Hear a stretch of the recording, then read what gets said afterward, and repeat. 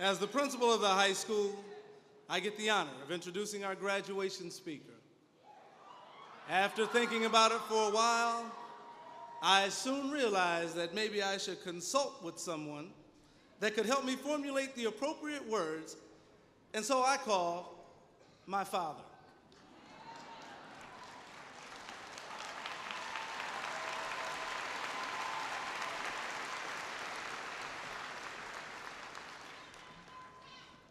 After all, I was introducing one of the most important people presently alive on the face of the earth.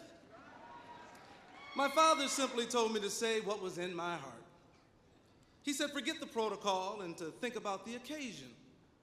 He said, the speaker has come to speak to the students, and through the students, he will speak to the world. The introduction is not as important as the message, for it is the message that will stay with them the remainder of their lives. Our speaker once said, change will not come if we wait for some other person or some other time.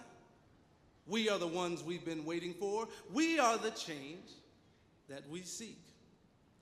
To the graduates of the class of 2010, I present to you your graduation speaker, a man who each and every day faces some of the greatest challenges known to humankind, and he does it with the hope that one day, one of you will take his place and make the world a better place than it was the day of our graduation. It is with great honor that I present to you the Honorable Barack Obama, President of the United States.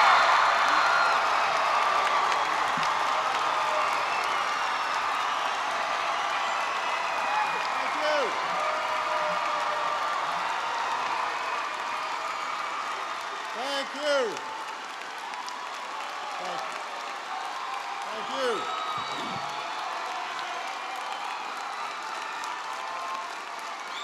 Thank you. Thank you, everybody. Please be seated. Hello, Giants. It is good to be here, and congratulations, class of 2010.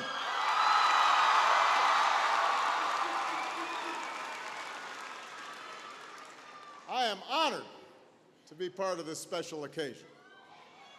And I love you back.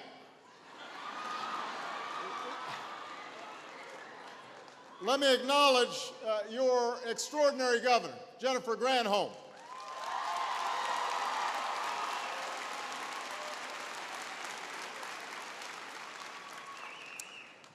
Superintendent Rice, thank you for your inspiring words. Your mayor, Bobby Hopewell, who I understand is a proud Kalamazoo graduate himself.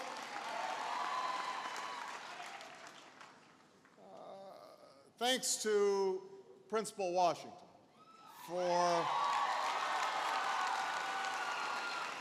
not just for the warm introduction, but for his enthusiasm and his energy and his leadership and his nice singing voice.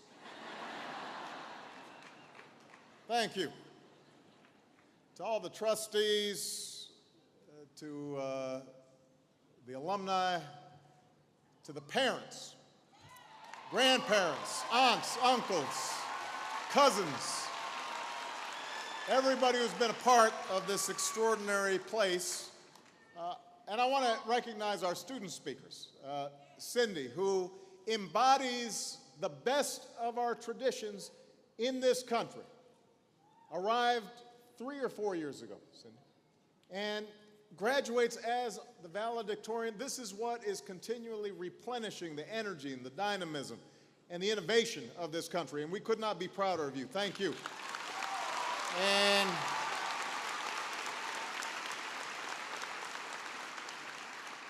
And to Simon, I'm glad that, according to the Constitution, you can't run till you're 35. So,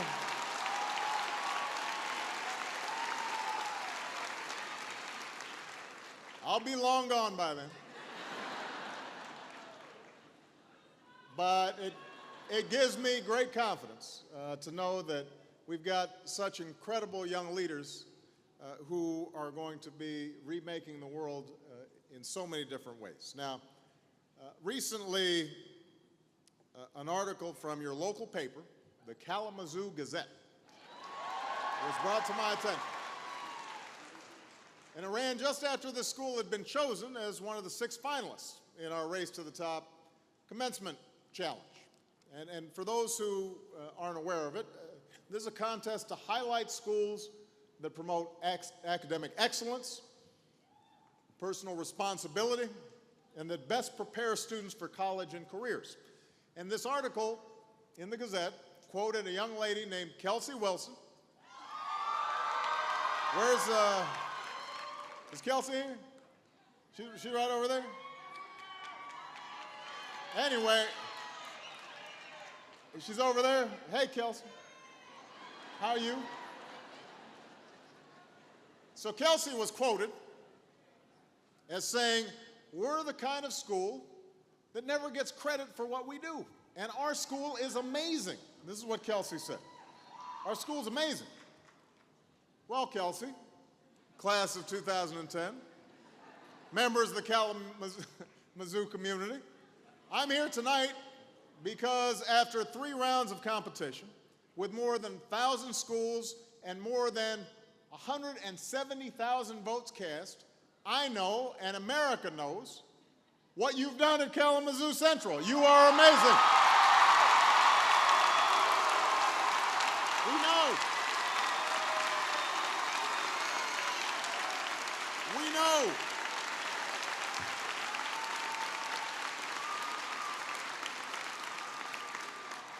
Our amazing Secretary of Education, Arnie Duncan, knows. Folks in Washington know, folks across the country know, and hopefully after tonight, everybody knows.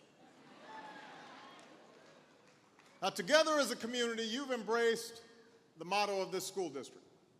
Every child, every opportunity, every time. Every time. Every child, every opportunity, every time. Because you believe, like I do, that every young person, every child, regardless of what they look like, where they come from, how much money their parents have, every child who walks through your schoolhouse doors deserves a quality education. No exception.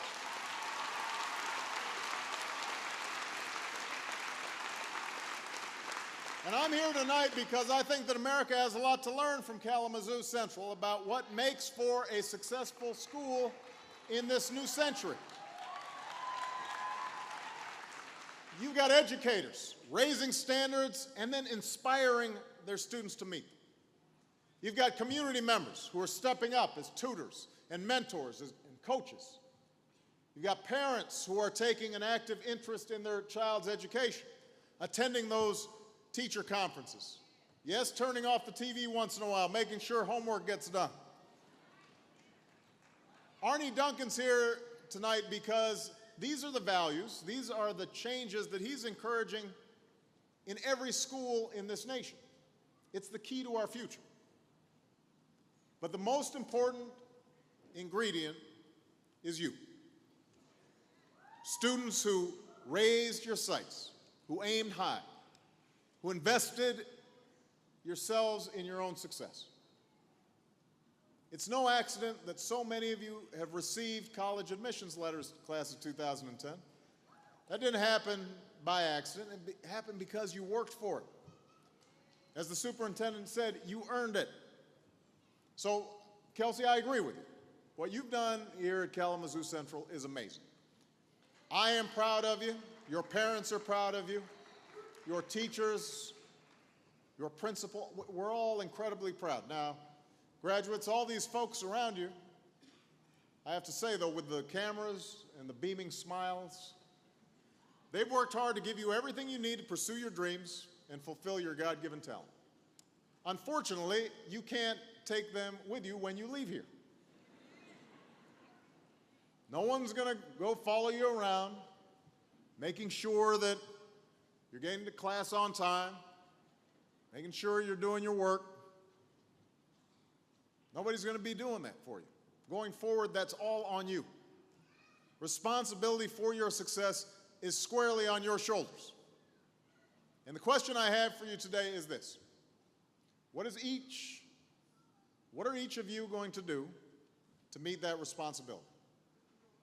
Now, right now you're getting plenty of advice from everybody. Some of it's helpful.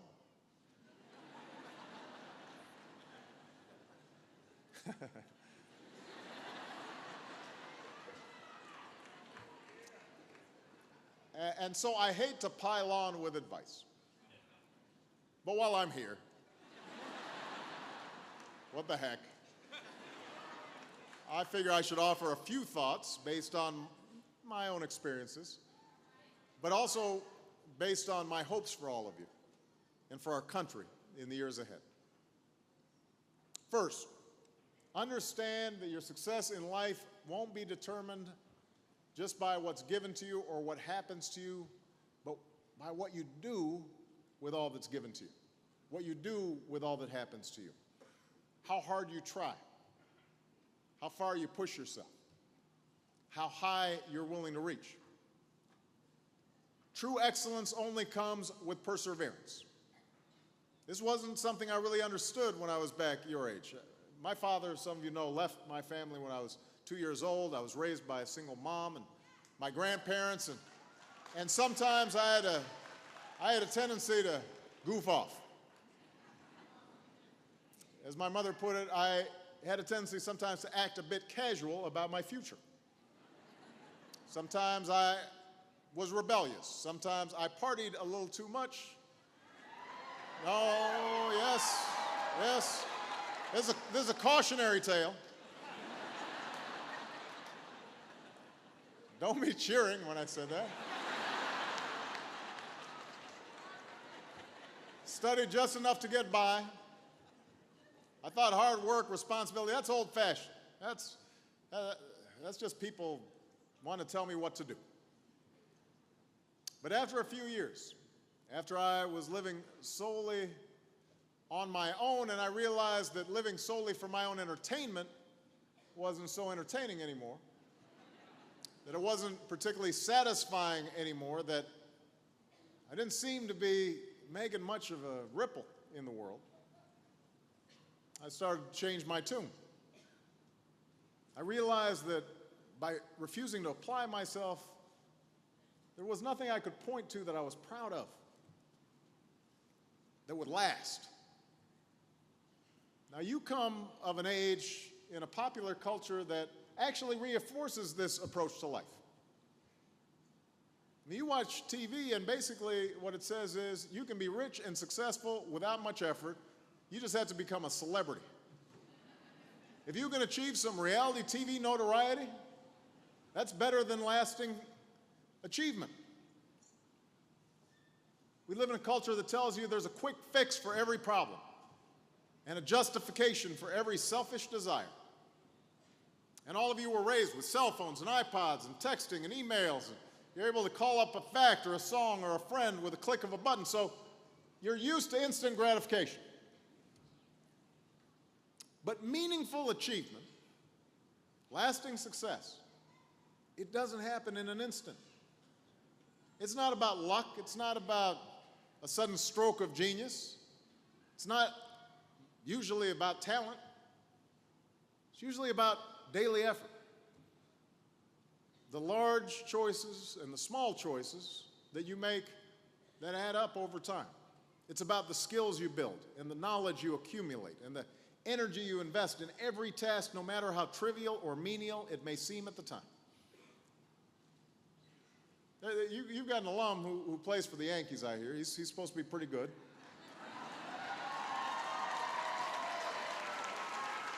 Now, Derek Jeter wasn't born playing shortstop for the Yankees. He got there through years of effort. And his high school baseball coach once remarked, "I'm surprised he still doesn't have blisters, and that I don't have the blisters on my hands from hitting ground balls just for Derek. He always wanted more. How about one more turn in the batting cage, or 25 more ground balls?" Thomas Edison tested more than 6,000 different materials for just one tiny part of the light bulb that he invented. Think about that. 6,000 tests. J.K. Rowling's first Harry Potter book was rejected 12 times before it was finally published. Mozart was a musical prodigy, but he practiced for hours each day, accumulating thousands of hours at the piano by the time he was just 6 years old.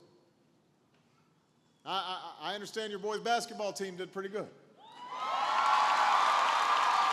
First state champions for the first time in 59 years. That didn't happen by accident. They put in work. They put in effort. So today, you all have a rare and valuable chance to pursue your own passions, chase your own dreams, without incurring a mountain of debt. What an incredible gift. So you've got no excuse for giving anything less than your best effort. No excuses.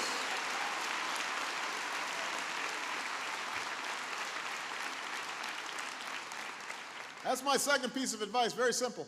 Don't make excuses. Take responsibility not just for your successes, take responsibility where you fall short as well. You know, the truth is, no matter how hard you work, you're not going to ace every class. Well, maybe Cindy will, but...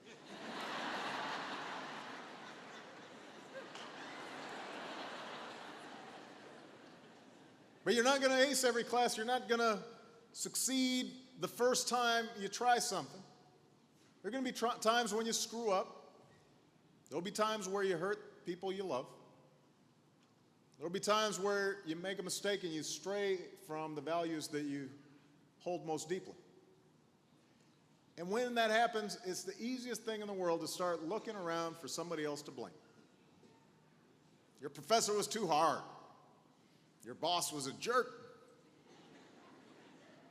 The coaches was playing favorites. Your friend just didn't understand. Your wife, oh, no.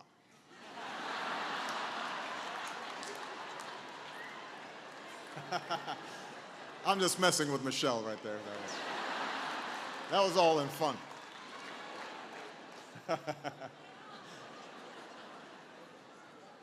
No, but this is an easy habit to get into. You see it every day in Washington. Every day. Folks calling each other names, making all sorts of accusations on television.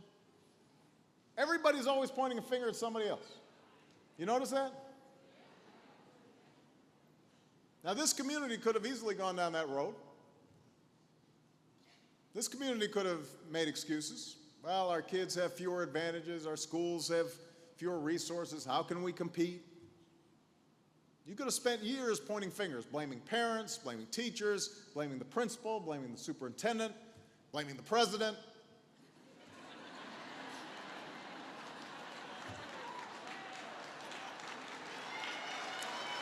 But that's,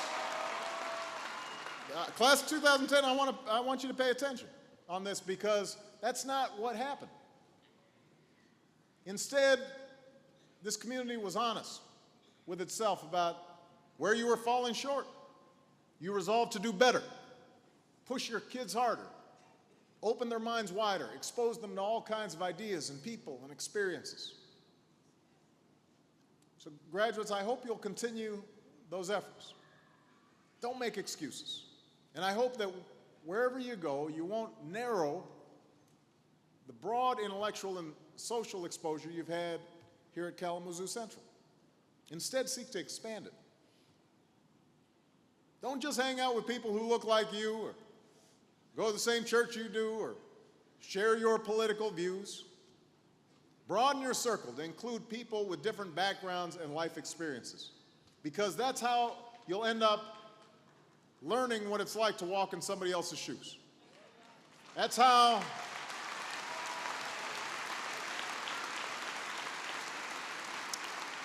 you'll come to understand the challenges other people face. And this is not just an academic exercise. It's a way to broaden your ambit of concern and learn to see yourselves in each other. Which brings me to my final piece of advice for today, and that's to give back, to be part of something bigger than yourselves. Hitch your wagon to something that is bigger than yourselves. I know that so many of you have already served your community through efforts like your Stuff the Bus food drives and groups like Activists for Action, and I commend you for that.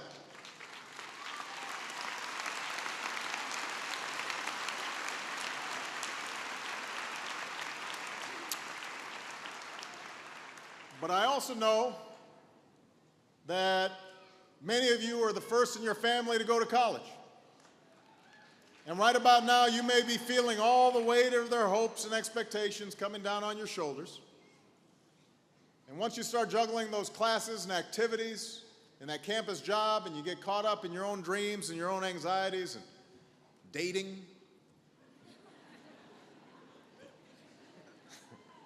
you know, you may feel like you've got enough on your plate just dealing with your own life. And it might be easier to turn the channel when the news disturbs you, to avert your eyes when you pass that homeless man on the street, to tell yourself that other people's problems really aren't your responsibility. But just think about what the consequences of that approach to life would have been if that's how folks had acted here in this community. What if those Kalamazoo Promise donors had said to themselves, well, you know what, I can pay for my own kids' education. Why should I have to pay for somebody else's? Think about the consequences for our country. What if our founding fathers had said, you know, colonialism is kind of oppressive, but I'm doing okay. My family's doing all right. Why should I spend my summer in Philadelphia arguing about a constitution?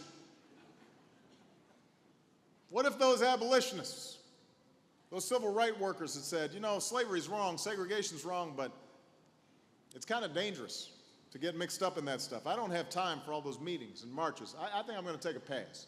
I hope it works out, but that's not something I want to do. I want you to think for a minute about the extraordinary men and women who've worn our country's uniform and have given their last full measure of devotion to keep us safe and free. What if they said,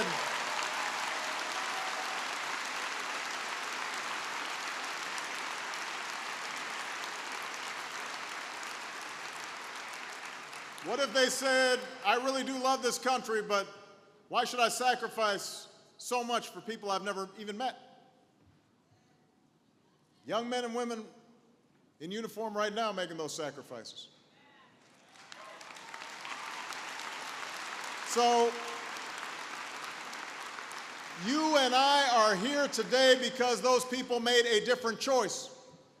They chose to step up, they chose to serve, and I hope you will follow their example. Because there is work to be done, and your country needs you. We've got an economy to rebuild, we've got children to educate, we've got diseases to cure, we've got threats to face, we've got an oil spill to clean up, we've got clean energy to discover, and it is going to be up to you to meet all of those challenges, to build industries and make discoveries and inspire the next generation. It's going to be up to you to heal the divide that continues to afflict our world. Now, I'm not saying you got to do it here all at once, but as Theodore Roosevelt once put it, I'm asking you to do what you can with what you've got where you are. And I can guarantee that wherever your journey takes you, there are going to be children who need mentors and senior citizens who need assistance, folks down on their luck who could use a helping hand. And once you've reached out and formed those connections, you'll find it's a little harder to numb yourself to other people's suffering. It's a little harder to ignore the national debates about the issues that affect their lives and yours. In the end, service binds us to each other and to our communities and our country in a way that nothing else can. It's how we become more fully American. That's the reason those donors created the Kalamazoo Promise in the first place, not for recognition or reward, but because of their connection to this community, because their belief in your potential, because their faith that you would use this gift not just to enrich your own lives, but the lives of others and the life of the nation. And I'm told that soon after the promise was established, a first grader approached the superintendent at the time and declared to her, "I'm going to college." First grader. "I'm going to college. I don't know what it is, but I'm going."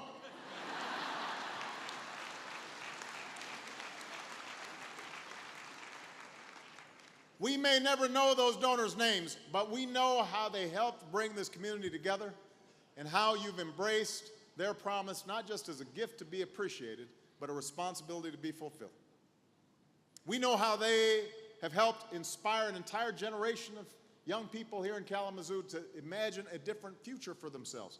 And graduates, today I'm asking you to pay them back by seeking to have the same kind of impact with your own lives, by pursuing excellence in everything you do, by serving this country that you love. I know that you can do it. After all, you are the giants. And with the education you've gotten here, there's nothing you can't do. Thank you very much, everybody. God bless you.